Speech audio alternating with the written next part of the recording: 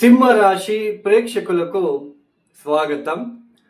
2026 April మాసంలో సింహ రాశి వాళ్ళ ఫలాఫలాలు. ముఖ్యంగా ఈ ఒక మాసంలో గ్రహ సంచారాన్ని గమనిద్దాం. శని మీన రాశిలో సంచారం, గురువు మిథున రాశిలో సంచారం, అలానే రాహువు కుంభంలో, కేతువు సింహ రాశిలో సంచారం, అలానే సూర్యుడు ఏప్రిల్ 14వ తేదీ వరకు మీన రాశిలో సంచారం, తదుపరి మేష రాశిలోకి ప్రవేశిస్తున్నారు. కుజుడు ఏప్రిల్ 2వ తేదీ కుంభరాశి నుంచి మీన రాశిలోకి ప్రవేశిస్తున్నారు.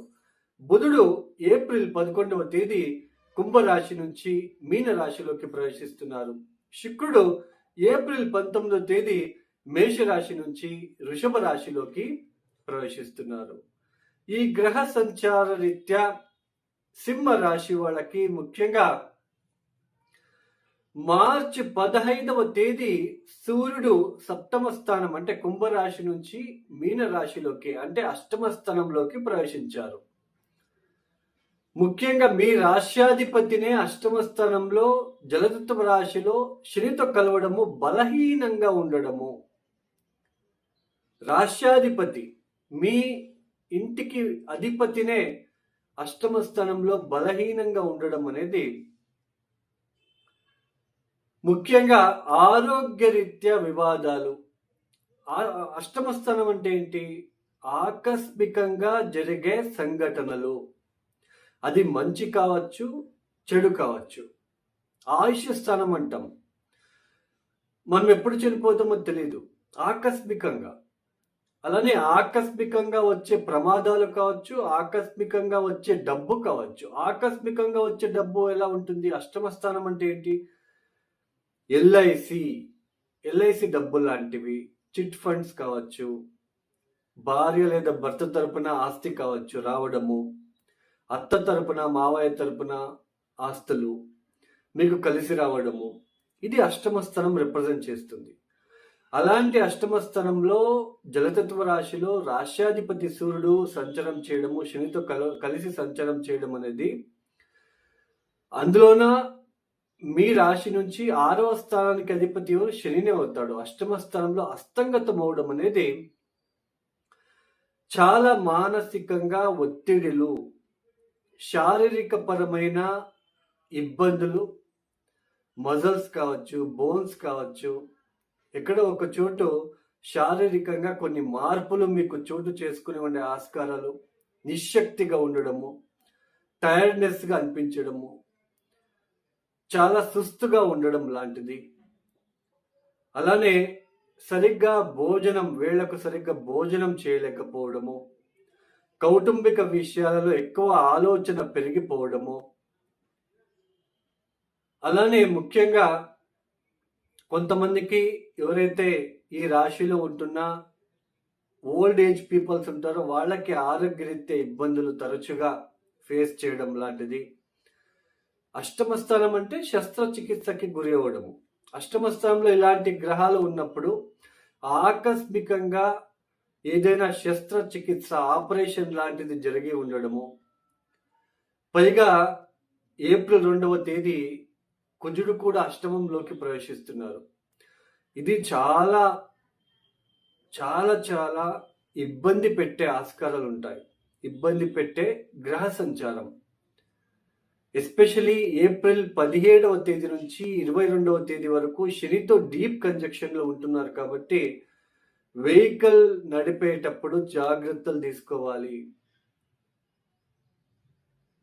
అలానే ముఖ్యంగా ఆర్థిక విషయాలలో చాలా స్ట్రెస్ఫుల్గా ఉంటుంది ఈ సమయంలో. అనవసరమైన ఖర్చులు, నష్టపోవడము, మోసపోవడం లాంటిది మీరు అబ్జర్వ్ చేయొచ్చు. మార్చి 15వ తేదీ తర్వాత సరిగ్గా వేళ్లకు సరిగ్గా భోజనం ఉండదు, సరిగ్గా నిద్ర ఉండదు. మీరు అబ్జర్వ్ చేస్తూ వస్తున్నారో తెలియదు కానీ మార్చి 15వ తేదీ తర్వాత మీరు చాలా ఇబ్బందులు పడుతూ వస్తున్నారు. సరిగ్గా భోజనం చేయలేకపోవడము, నిశ్శక్తిగా ఉండడము, నిద్రాహీనత, కాన్ఫిడెన్స్ లెవెల్ తగ్గడము. Confidence main. రాశ్యాధిపతిని అష్టమ స్థానంలో శనితో కలవడము, ఆయుష్కారకుడు శని అష్టమ స్థానంలో అస్తంగతం అవడము, పోరాటం, ఆరోగ్యరీత్యా పోరాటం, నిశ్శక్తికి గురి అవ్వడము, కాన్ఫిడెన్స్ తగ్గడము, వీటితో పాటు సప్తమ స్థానంలో ఈ మార్చి మాసం అంతా కుజుడు కూడా మీకు రాహుతో కలవడము, భార్యాభర్తల మధ్య ఒక బాండింగ్లో, రిలేషన్షిప్లో ఇబ్బందులు, గొడవలు లాంటిది, తరచుగా అవమానాలు, మీకు మీ భార్యకు కావచ్చు, మీ భార్యకు లేదా మీ భర్తకు కావచ్చు, ఇట్లా డిస్టర్బెన్సెస్కి గురి అవడము, క్లోజ్ రిలేషన్స్తో ఇబ్బందులు, క్లోజ్ రిలేషన్స్తో మాట పట్టింపులు, అవమానాలు, ఇలాంటివన్నీ మీరు చూస్తూ వస్తున్నారు. అయితే ఈ ఏప్రిల్ మాసంలో ఇలాంటి అష్టమ స్థానంలో కుజుడు, బుధుడు కూడా జాయిన్ అవుతున్నాడు. బుధుడు కూడా అష్టమ స్థానంలో యోగించడు.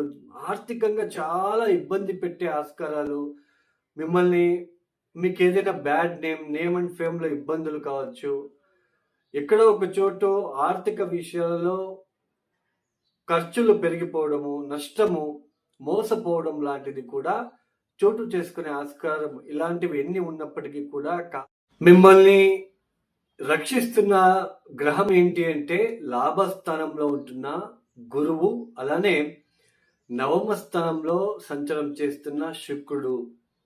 ఏప్రిల్ 1వ తేదీ నుంచి ఏప్రిల్ 19వ తేదీ వరకు మాత్రమే శుక్రుడు యోగిస్తాడు. తర్వాత శుక్రుడు కూడా యోగించాడు, దశమ స్థానంలోకి వచ్చేస్తాడు. అప్పుడు ఉద్యోగ విషయాల్లో ఇబ్బందులు మళ్ళీ చోటు చేసుకునే ఆస్కారాలు ఉంటాయి.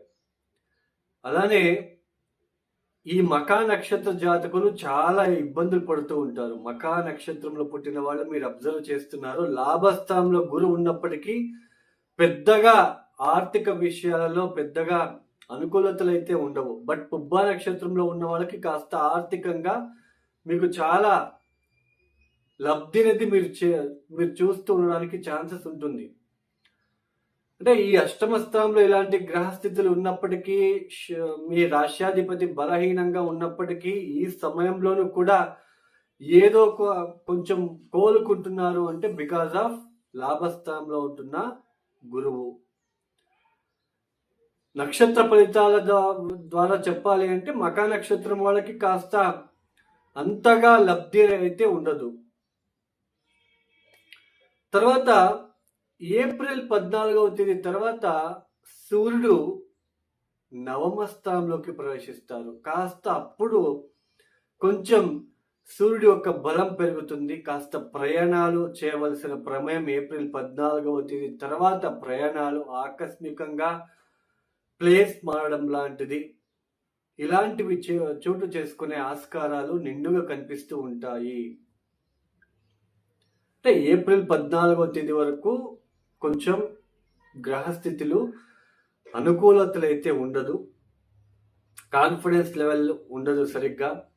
ఆర్థిక విషయాల్లో, ఉద్యోగ విషయాల్లో, వ్యాపారానికి సంబంధించిన విషయాల్లో కూడా కొంచెం కాన్ఫ్లిక్ట్స్ని, వివాదాలని ఎదుర్కొంటూ ఆకస్మికంగా జర్నీస్ ఇలాంటివి మీరు చోటు చేసుకునే ఆస్కారాలు నిండుగా ఉంటాయి. ఏప్రిల్ 14వ తేదీ తర్వాత సూర్యుడి యొక్క బలం అనేది పెరుగుతుంది. నవమ స్థానంలోకి, ఉచ్చ స్థానంలోకి వచ్చిన తర్వాత కాస్త బలం పెరిగినప్పటికీ కుజుడు అష్టమ స్థానంలోనే ఉంటాడు. ఏప్రిల్ 17వ నుంచి ఏప్రిల్ 22వ తేదీ వరకు కుజాశని డీప్ కంజక్షన్లో ఉంటారు. చాలా జాగ్రత్తలు తీసుకోవాలి. వాహనం ప్రమాదాలు జరిగే సూచనలు ఉంటాయి, జాగ్రత్తగా ఉండాలి.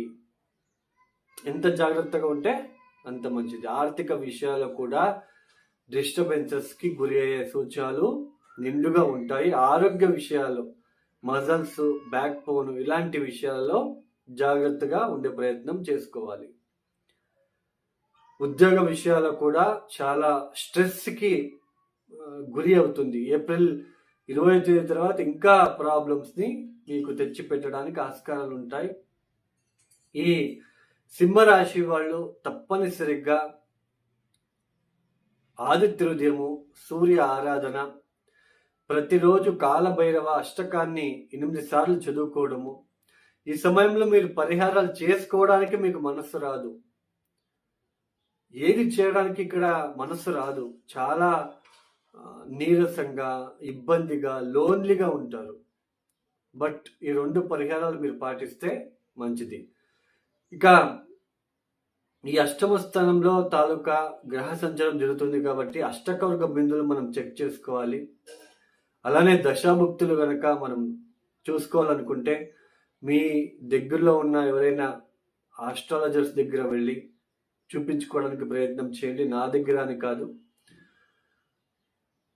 If you interested please call me. అష్టకవర్గ బిందువులు సో ఎన్నున్నాయి, సో ఏంటి పరిస్థితులు అనేది మనము తెలుసుకుందాం. ఇక ఎవరైతే వీడియోని చూస్తున్నారో నచ్చితేనే లైక్ చేయండి, షేర్ చేయండి, సబ్స్క్రైబ్ చేసుకోండి. సర్వే జనం సుఖినో భవంతు. ధన్యవాదములు. జై శ్రీరామ్.